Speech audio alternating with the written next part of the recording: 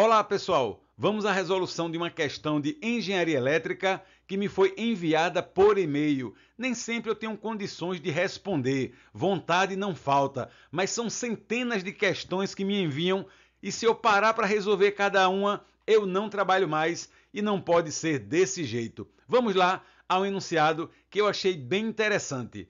A curva de magnetização de um material ferromagnético é apresentada na figura. Temos aí a figura que é um gráfico do fluxo magnético em função da força magnetomotriz.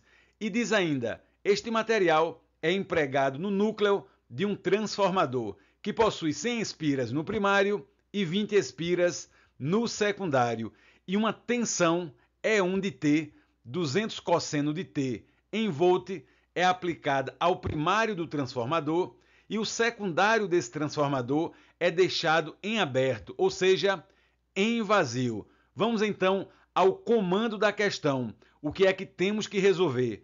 Nesse instante de operação, o módulo da corrente de magnetização do transformador em miliampere para um instante t igual a π/6 é aproximadamente, temos que solucionar esse problema, que é um problema de curva de magnetização. Vamos relembrar as equações de circuitos magnéticos.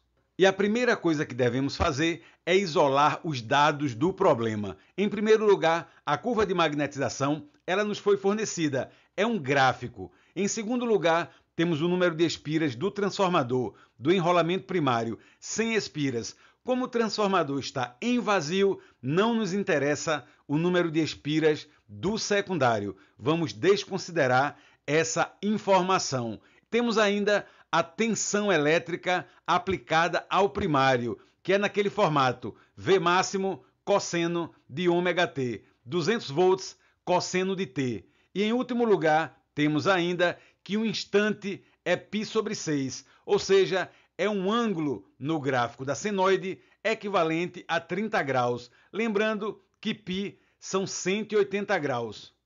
Vamos agora ao cálculo da corrente de magnetização propriamente dita. E temos que lembrar que a força magnetomotriz dos circuitos magnéticos é o produto do número de espiras pela corrente elétrica, e essa é a corrente de magnetização, e equivale também ao produto do fluxo magnético pela relutância. Temos que calcular a corrente elétrica e precisamos dessas informações. Número de espiras foi fornecida no problema, precisamos também do fluxo magnético e da relutância, e não temos esses valores. Lembrando que a relutância é a oposição à passagem do fluxo magnético no núcleo do transformador. Vamos agora a outra fórmula da lei de Faraday. Tem aqui Michael Faraday. A tensão induzida é o produto do número de espiras pela derivada do fluxo magnético no tempo. Vamos então isolar a derivada do fluxo magnético. Será o inverso do número de espiras multiplicada pela tensão E1 dt.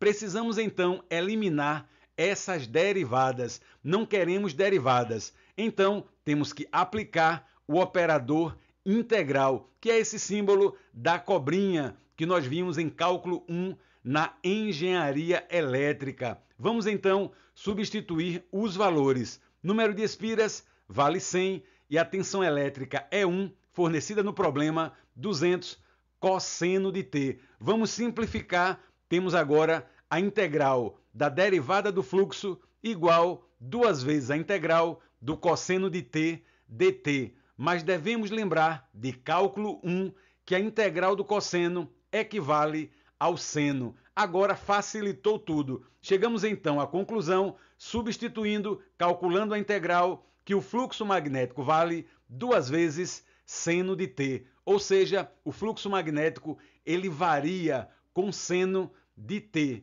Dito isso, vamos ao cálculo da relutância, que é a oposição à passagem do fluxo magnético. E a relutância vale a razão entre a força magnetomotriz e o fluxo magnético. E esses dados são fornecidos no gráfico. Força magnetomotriz vale 2 ampere-espira e o fluxo magnético em Weber vale 1,5. Substituindo os valores, teremos como relutância 4/3 ampere-espira por Weber. E agora, também retirando da primeira expressão matemática que utilizamos, a corrente elétrica de magnetização será o produto do fluxo magnético pela relutância dividida pelo número de espiras. E agora é só substituirmos todos os valores.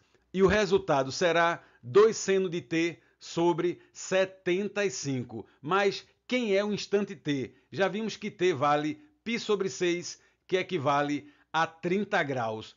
E a corrente elétrica de magnetização vale 2 vezes o seno de 30 graus dividido por 75. E o seno de 30 graus, que é um arco clássico, vale 0,5. Então, o resultado é uma corrente elétrica de magnetização de 13 miliamperes. E a resposta dessa questão é a letra A.